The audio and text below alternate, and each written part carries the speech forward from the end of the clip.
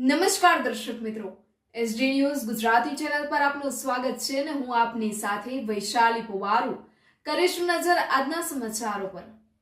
તલોદમાં આવેલ શ્રીનાથજી હવેલી અને સર્વમંગલા માતાજી દેવી ટ્રસ્ટ દ્વારા સંચાલિત તલોદ હવેલી ખાતે બિરાજમાન શ્રી ગોવર્ધનનાથજી પ્રભુનો તેમજ કુળદેવી શ્રી સર્વમંગલા માતાજીનો 43મો પાટોત્સવનો તારીખ 18 અને 19 એપ્રિલના રોજ ધામધૂમપૂર્વક ઉજવવામાં આવ્યો।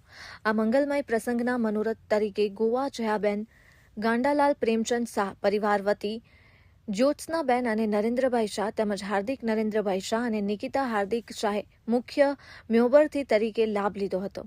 આ પ્રસંગે વૈષ્ણવ સમાજના આચાર્ય તિલક બાવાના યુગલ સ્વરૂપે આગમન સમયે સામૈયું કરી ભવ્ય સ્વાગત કરવામાં આવ્યું હતું। પાટોત્સવ દરમિયાન હવેલી ખાતે બિરાજમાન ગિરિરાજજીની દૂધધારા પલના વચનામૃત જેવા વિવિધ મનોરથોનું સુંદર આયોજન કરવામાં આવ્યું હતું। ત્યારબાદ બીજા દિવસે સર્વમંગલા માતાજીના મંદિરે નવચંડી હવન તેમજ માતાજીના 56 ભોગના મનોરથનું આયોજન કરવામાં આવ્યું હતું તેમજ નિવેદન બાવાશ્રીનો ગૃહ પ્રવેશ મનોરથનું સુંદર આયોજન કરવામાં આવ્યું હતું। સર્વમંગલા માતાજીના હવનમાં 30 જેટલા માય ભક્તોએ લાભ લીધો હતો।